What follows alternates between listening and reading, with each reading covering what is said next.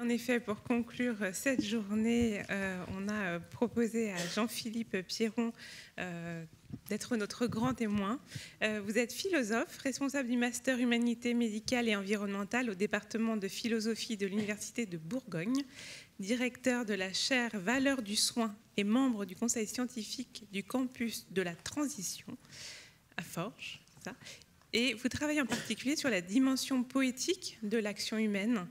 Et vous avez été président de la Skin, la minoterie à Dijon. Merci.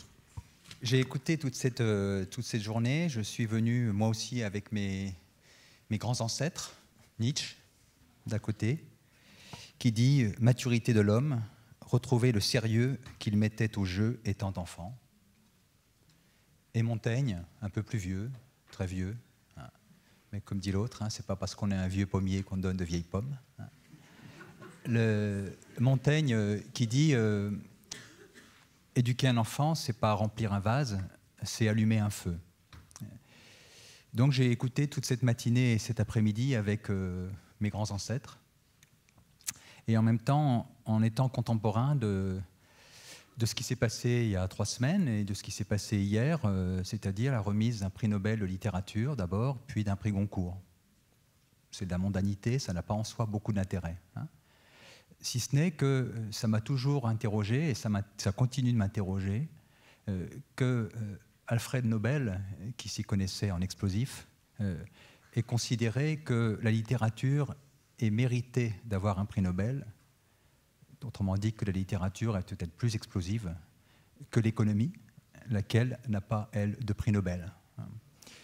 C'est-à-dire, en fait, qu'il y a une intuition très forte de Nobel, bon, qui est aussi, dans la fin de ce parcours, sa réflexion sur ce que c'est que la paix, qui consiste à dire que dans la littérature, il y a quelque chose qui a à nous dire, que la littérature, et plus largement, en fait, les littératures, et peut-être plus largement encore avec elles, les arts, c'est qu'à côté du langage des sciences, et il nous en faut, eh bien, il y a d'autres langages.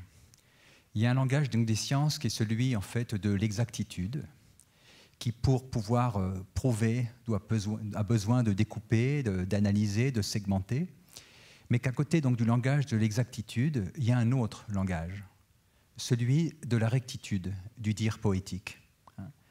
Et ce langage, il y a un prix Nobel de la littérature qui le nommait bien, c'est Camus, qui parlait à propos de la littérature de ce qu'il appelait la radicalité de la nuance. Et de cette façon, ce que j'ai entendu tout au long de cette journée, c'est d'abord ça, c'est comment une profession se débat avec la langue. Comment elle se débat avec la langue pour sortir d'une autre langue, parce que nous sommes les contemporains d'une culture et d'une lutte des langues. Sandra Lucbert, une romancière qui fait de la littérature d'intervention, comme elle dit, a inventé un autre ministère que les deux qui nous réunissent cet après-midi, le ministère des comptes publics, avec toute l'ambiguïté de comptes publics. Hein. Vous écrivez ça comme vous voulez. Et en fait, elle rappelle dans ce projet littéraire qu'il y a, elle se souvient en fait, de mots anciens, qui sont les mots de Rabelais dans Pantagruel, lorsque Pantagruel arrive sur un champ de bataille et qu'il trouve dans des bulles gelées des mots, qui, lorsque ces mots gelés, on les prend dans ses mains, soudain deviennent des mots de gueule. C'est-à-dire que ces mots gelés d'une bataille en fait, qui se passait là-haut, on ne sait pas trop où, c'était les mots en fait, d'un monde tué par les mots, mais qu'un peu de soutien, ces mains très ténues, en fait, venaient réchauffer pour soudain faire en sorte que ces mots soient des mots de gueule. Nous avons commencé notre matinée par des mots de gueule. Et nous avons fini par des mots qui étaient à la fois entre la gueule, les mots de gueule, et la tristesse et le désarroi. Hein. Christian Bobin, un autre poète, parle du désarroi comme la perte du grand arroi. La perte du grand arroi. Nous sommes un petit peu abîmés dans nos manières assurées de conduire le monde. Et donc la première chose ce qui m'a frappé cet après-midi, enfin cette journée, pardon, c'est le discours de la méthode qu'on nous a proposé. Parce qu'il y avait un discours de la méthode, c'est sûr. Pourquoi ces interludes? Pourquoi nous distraire avec un guitariste, hein, nous faisant chanter des comptines d'enfants? Pourquoi nous occuper le temps qu'une salle se vide et qu'une autre se remplisse avec quelqu'un qui vient nous lire un livre d'enfants? Quelle est la portée de ces interludes? Si ce n'est pas du décoratif, si ce n'est pas pour meubler, en attendant les choses sérieuses, ça nous dit quelque chose de décisif. Il y a des politiques au service du poétique, et il en faut. Mais la question qui nous est posée, me semble-t-il, c'est la question inverse. Comment le poétique peut-il soigner la parole politique? Je crois que c'est un des enjeux de ces interludes. Un autre ancêtre, Paul Ricoeur, lorsqu'il écrit un ouvrage qui s'intitule « Soi-même comme un autre », a besoin, à un moment donné, dans ce texte, je ne vais pas vous faire son exégèse, mais a besoin, donc il est en train de réfléchir sur ce qu'il appelle le tragique de l'action. Le tragique de l'action, c'est-à-dire ces situations dans lesquelles parfois nous avons à prendre des décisions alors que nous ne savons pas ce qu'il faut prendre comme décision, parce qu'il y a de la complexité, parce qu'il y a de la pluralité, parce qu'il y a des intérêts contradictoires. Bref, dans le tragique de l'action, parfois il est possible et il est peut-être nécessaire de ne pas se précipiter trop vite dans les réponses toutes faites. Et je me posais cette question, est-il possible que dans les ministères, dans les assemblées, dans les réunions des associations que nous représentons tous ici, on mette des interludes comme un discours de la méthode pour nous aider à rénover dans nos manières de penser et d'agir. Parce que qu'est-ce que c'est qu'un interlude? Je le traduis dans le langage de Ricoeur, c'est apprendre à imaginer plus pour mieux vouloir. Parce que qu'est-ce qui se passe dans le moment de l'interlude? Eh bien, il se passe qu'en fait, on a affaire à un événement dont on ne pourra rien faire. Notre guitariste qui nous faisait nous retrouver nos petites mains d'enfant tout à l'heure, enfin, c'est ce que je retrouvais moi, je me dis, mais qu'est-ce que je peux faire de ça? C'est très emmerdant d'une certaine façon parce que c'est pas protocolisable, c'est pas randomisable, c'est pas réitérable. Mais par contre, c'est un événement possible qui vient susciter en nous nos capacités d'imaginer plus pour mieux vouloir. Et ça, c'est un élément en fait, qui me paraît vraiment majeur, c'est-à-dire qu'en fait, ce dont nous souffrons, peut-être, c'est d'être abîmés dans ce que vous appeliez notre nature vibratile. Donc j'avais envie de commencer, tout à l'heure je me dis, tiens, je vais commencer par là, comment ça va les vibratiles qui sont dans cette salle. Mais bref, comment prendre soin de cette dimension en fait, vibratile. Et tout au long de la journée, nous avons inventé des mots. J'en ai fait un collier. Je vous les livre comme ça, je vais les commenter un tout petit peu après. Il faut être gonflé. Il y a du réseau. Nous sommes des réseaux pensants. Enfin, c'est moi qui disais ça, mais c'est ce que j'entendais. C'est Sir Bruno Latour qui disait ça. Je reviendrai sur cette tension-là. Malgré, il y a pourtant du désir. Je reviendrai sur ce malgré et ce désir. Enjeu de formation, penser autrement que dans une culture en silo. Ministères sociaux. Ça m'a inquiété parce que je me suis dit, quels sont les autres ministères? Sont-ils asociaux? Faire commun et faire commun. Paysage sensoriel.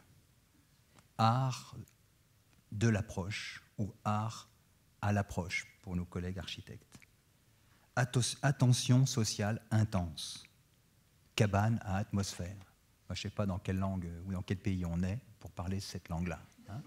Mais c'est pourtant ce monde en fait, qu'on cherche à habiter et il est placé sur une rubrique très générale qui est la rubrique du prendre soin. Et donc, c'est ces deux aspects-là en fait, sur lesquels je voudrais m'arrêter. En fait, pourquoi prendre soin? Pourquoi ce langage en fait, du soin comme sinon un mantra, du moins une catégorie qui, aujourd'hui, en fait, s'impose comme une nécessité.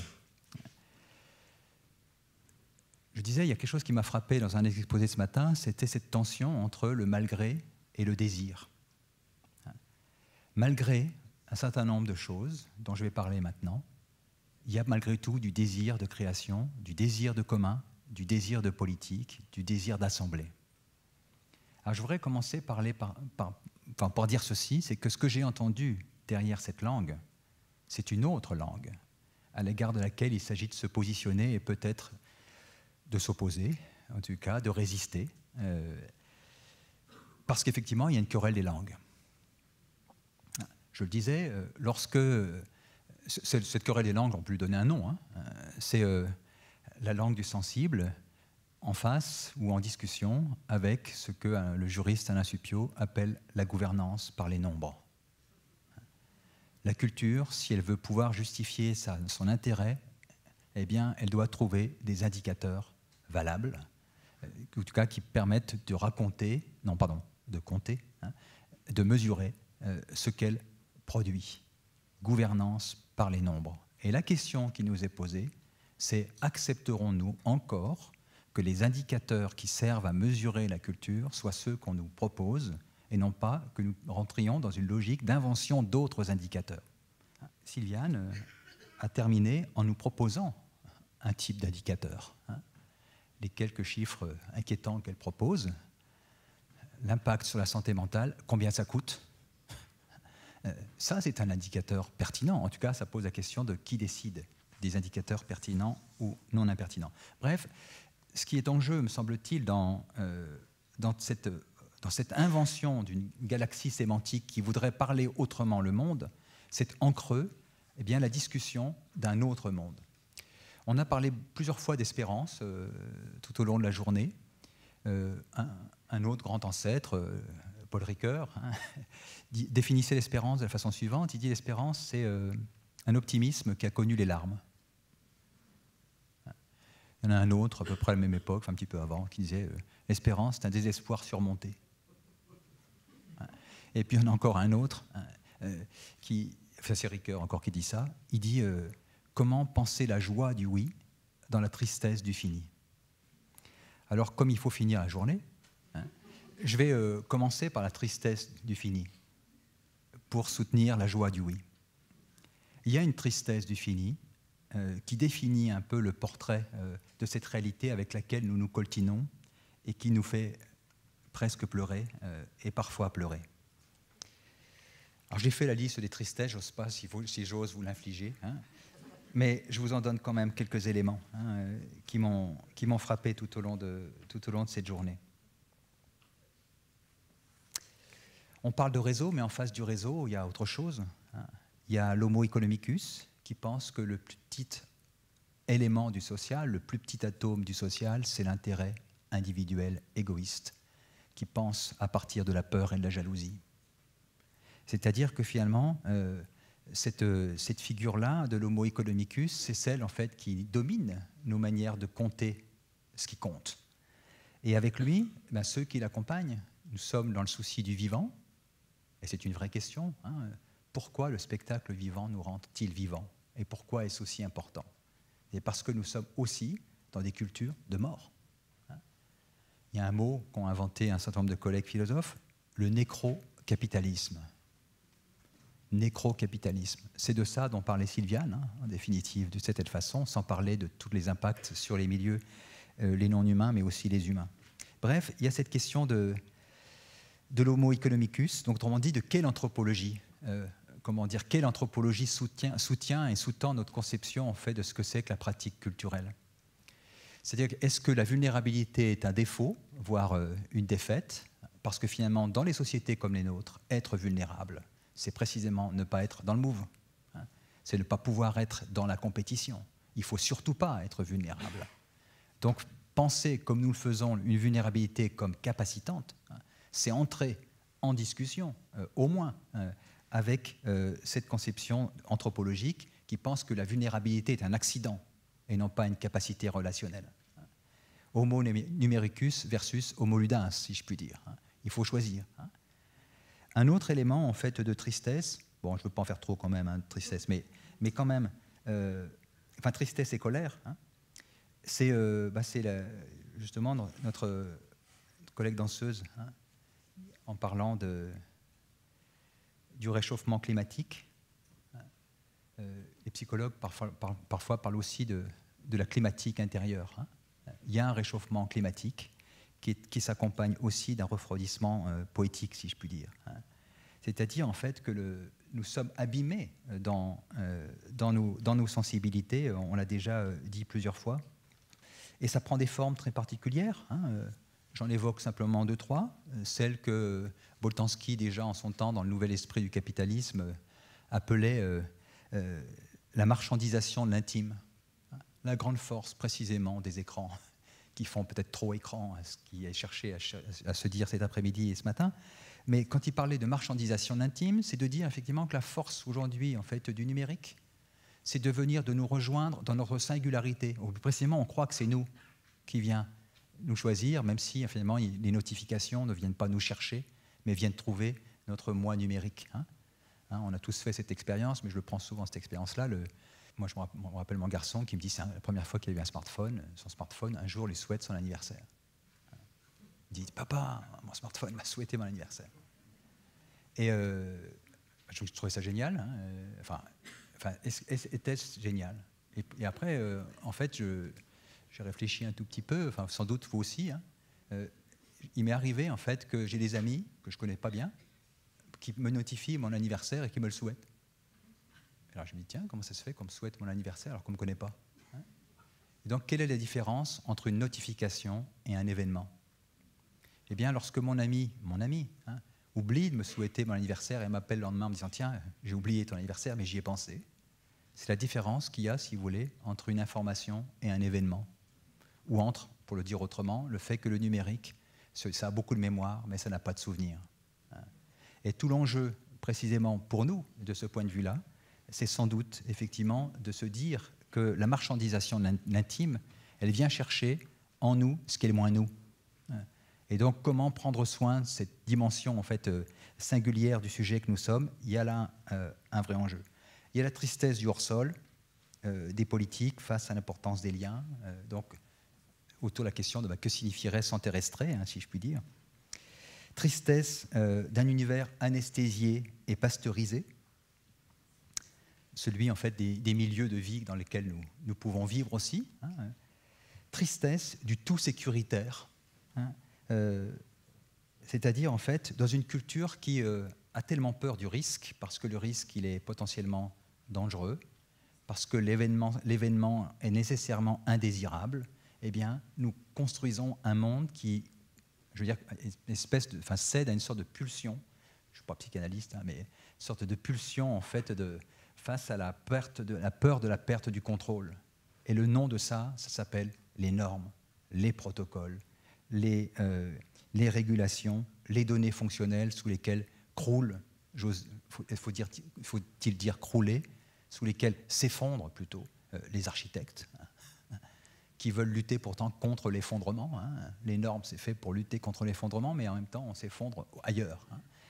Bref, il y a des tristesses. Tristesse encore, je finirai sur une dernière tristesse. C'est effectivement la tristesse de voir nos qualités d'attention abîmées par l'hyperculture de la vigilance et l'hyper-dimension optique de notre monde face à la dimension des écrans. Et donc, en fait, face à ce monde, je ne vais pas faire la liste de tout ce monde triste, mais qui est aussi une partie de ce monde, eh bien, il y a des répliques. Et donc, j'ai entendu un certain nombre de répliques sur lesquelles je voudrais en fait m'arrêter. Mais c'est important de dire la joie du oui, sachant la tristesse du fini. En fait, ces répliques, elles sont d'abord, je pense qu'elles sont d'abord des répliques langagières. Alors, sans doute parce que nous sommes des hommes et des femmes en fait du langage, mais effectivement des mots qui viennent nous trouver. Et donc prendre soin des mots, c'est pas ici secondaire, parce qu'effectivement, si la langue est abîmée, et elle est abîmée, notamment par la fonctionnalité, les acronymes. La pathologie de la langue française via l'acronymité, c'est un vrai enjeu. Eh bien, prendre soin en fait des mots par précisément le souci et de la radicalité de la nuance. La valorisation en fait de la dimension du réseau. Effectivement, j'y faisais allusion. bon, il n'y a pas très longtemps, donc un de nos collègues philosophes, là, donc Bruno Latour, est décédé. Il avait théorisé, hein, on peut discuter ses thèses, hein, bien évidemment, mais théorisé en fait ce qu'il appelait l'acteur réseau, en disant en fait, pour qu'il y ait un prix Nobel ou pour qu'il y ait quelqu'un comme Pasteur, il ne faut pas oublier que ce qui a rendu possible tout ça, eh bien, ce sont des institutions, ce sont des collaborateurs, c'est un milieu. Bref, pour un artiste ou pour une création, il y a un monde. Et donc, la notion en fait, de réseau, et donc de réseau pensant, si je puis dire, eh bien, elle vient résister à une conception justement trop atomiste, qui veut chercher le génie, qui veut chercher l'être à part, comme si, qui fait croire que Musk peut faire tout seul le changement du monde, alors qu'en fait, tout ceci en fait, n'est pas possible sans ceux et celles qui le soutiennent. Et autrement dit, cette pensée du réseau, elle nous interroge sur comment articulons-nous les conceptions, enfin les liens plutôt, entre autonomie et vulnérabilité. Nous sommes les héritiers en fait, d'une longue pensée depuis au moins 3 siècles, hein, qui a valorisé l'autonomie pour de très bonnes raisons. L'autonomie au nom de l'émancipation, contre tout ce qui pouvait aliéner, que ce soit la nature, les pratiques sociales, les traditions, dans la pluralité de celles-ci. Le risque d'une conception, disons, insolente de l'autonomie, c'est de croire en fait que pour être soi, on peut l'être tout seul dans une figure de l'auto-engendrement. Donc l'enjeu, notre défi de cette façon, c'est de garder les idéaux d'émancipation attachés à l'autonomie, mais de penser l'autonomie dans la vulnérabilité, avec la vulnérabilité, ce qu'on appellerait autonomie relationnelle. Et finalement, ce mot de réseau, ce concept de réseau, c'est ça qu'il cristallise. C'est penser des liens, hein, et penser des liens qui soient effectivement émancipateurs, libérants, et pas uniquement de type aliénant. Il y a eu des enjeux de formation. Hein. On a parlé des enjeux de formation et des formations conjointes entre des professionnels venant de différents milieux. Cette question de formation, elle est extrêmement importante. Mais en fait, ça nous dit quelque chose. Hein. C'est comment nos dispositifs de formation nous installent dans le temps long. Et comment, effectivement, quand on forme, quand on invente en fait, des dispositifs de formation, enfin le mot dispositif est horrible, hein, c'est aussi un mot de la novlangue contemporaine, mais en tout cas, quand on invente en tout cas une formation, qu'est-ce qu'on fait? Eh bien, on rentre dans la longue histoire de la transmission et des distorsions qui vont avec elle. Mais en même temps, effectivement, on relie des générations. On promeut un certain type d'identité.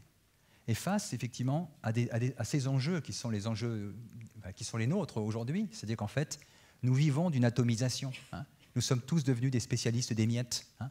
J'ai bien aimé la question à laquelle on n'a pas répondu en fin de matinée, hein, un peu de désarroi de cette professionnelle de la petite enfance qui dit « mais ça commence quand, un enfant, un petit enfant, et ça s'arrête quand ?» hein. Effectivement, nous sommes dans des cultures qui, pour être efficaces, segmentent, analysent, mais atomisent. Mais de telle sorte qu'effectivement, un petit enfant, eh bien, à force de le découper en tranches, ben, on ne sait plus où il commence. Donc, elle était très intéressante, votre question. Donc, il fabrique du désarroi. Je vous salue.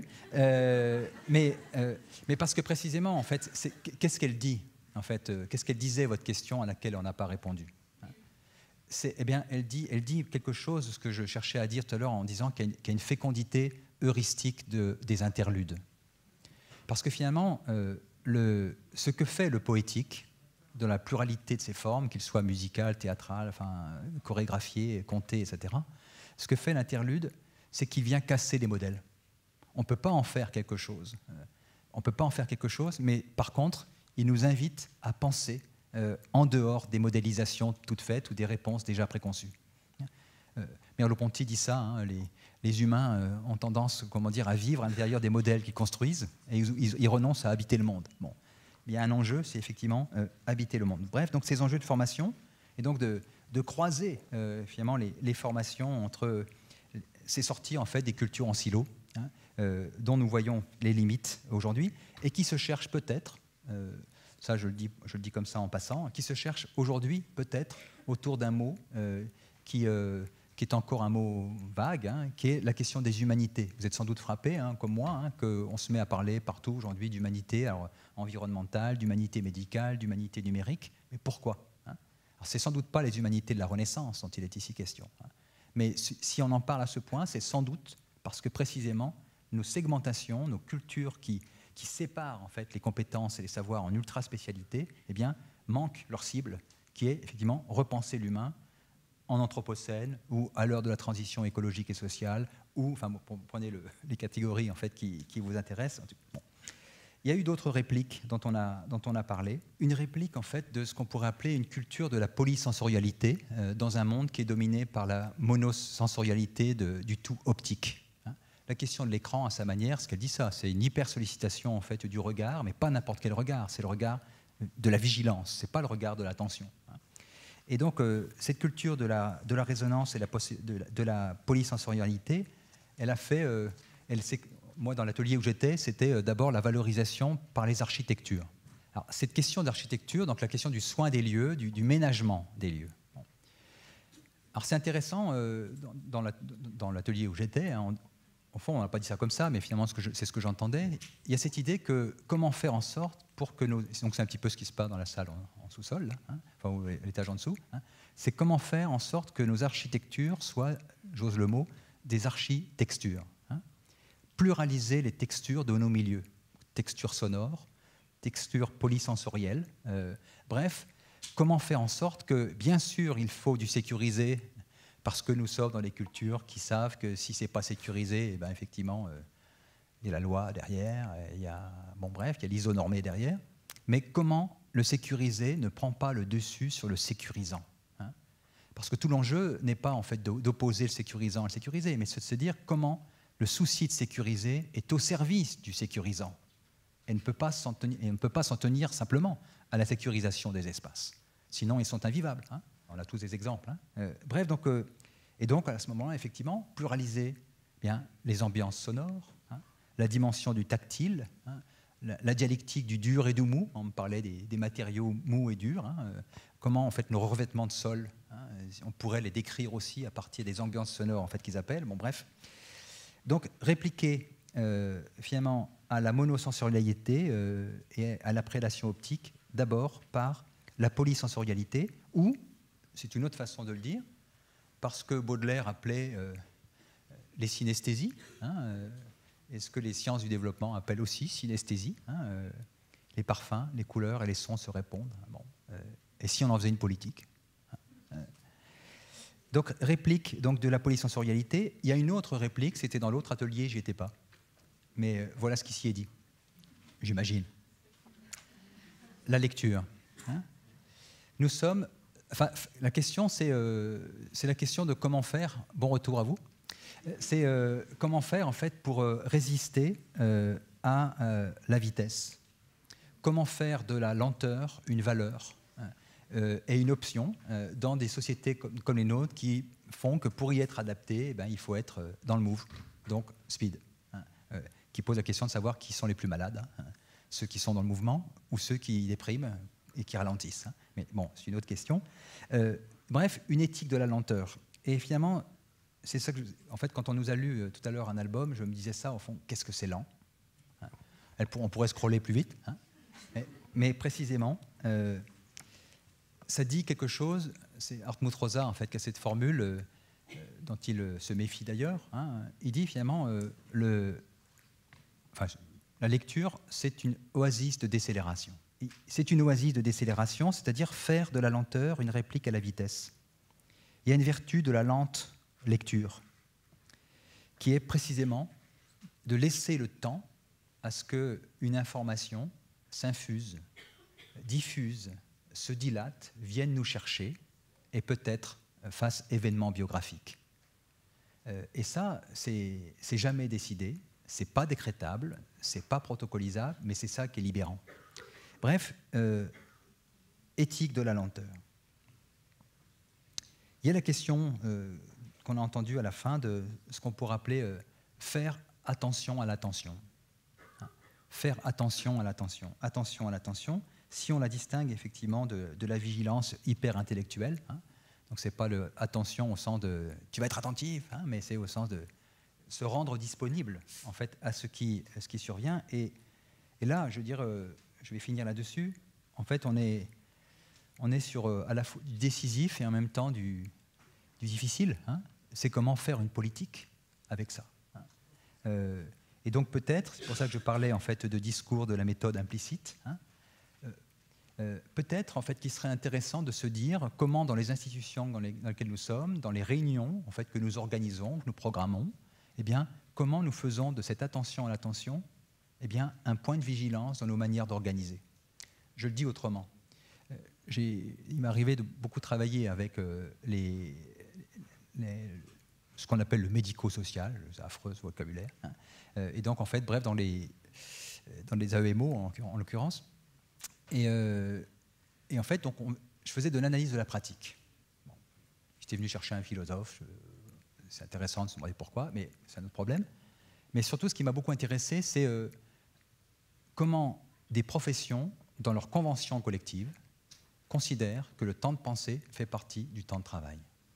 On le voit dans le champ du médical aujourd'hui, on est en train de renégocier le fait que peut-être penser, ça fait partie aussi du fait de travailler. Hein. Sinon, nous devenons ce qu'Amartya Sen appelait des idiots rationnels. Hein. Eh bien, la question qui nous est posée, c'est celle-ci, c'est comment, là où nous sommes, eh bien, ça peut être lorsque nous travaillons sur une convention collective, mais là aussi, dans les manières d'organiser, nos manières de travailler, eh bien, nous faisons du droit de penser et du droit de rêver, eh bien, une exigence institutionnelle pour prendre soin de nous, des autres et du monde et du travail. Bonne fin de journée. Merci.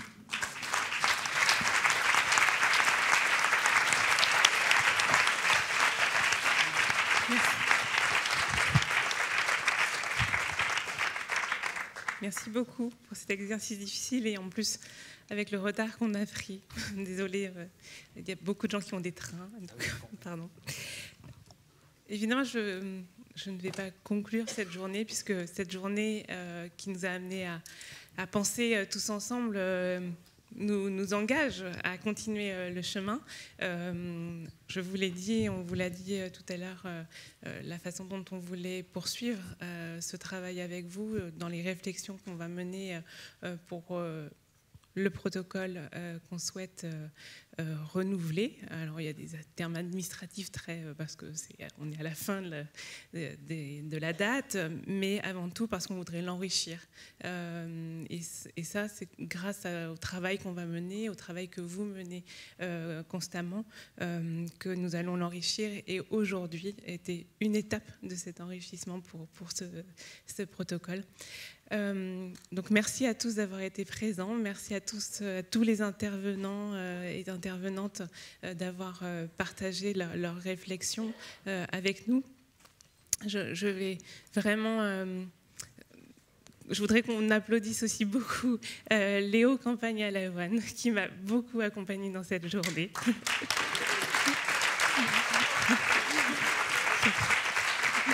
Qui a été un formidable appui. Donc, Léo, directrice de l'agence Quand les livres relient. Merci à Sophie Cure qui a réalisé le design graphique de cette journée. Merci à Gigot, le collectif d'artistes qui a proposé une scénographie dans la petite salle. Voilà, je voulais vraiment remercier, j'en oublie peut-être, merci aussi à mes collègues du ministère. Merci à Jean-François et à l'ensemble du ministère des Solidarités pour cette collaboration. Et je voulais du coup quand même porter un petit mot pour Olga Bodlo qui nous a quittés aujourd'hui. Je pense qu'on pourrait vraiment lui dédier aussi cette journée pour tout l'engagement qu'elle a porté pendant de très nombreuses années. Voilà, donc je voudrais qu'on lui rende hommage avec cette journée. Voilà.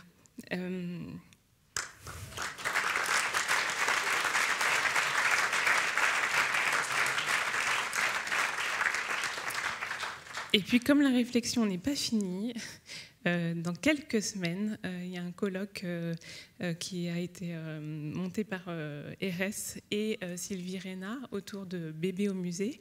Vous êtes nombreux à y participer. J'espère qu'on s'y retrouvera. Et voilà, les temps vont continuer et les sujets vont nourrir notre chemin. Bonne soirée.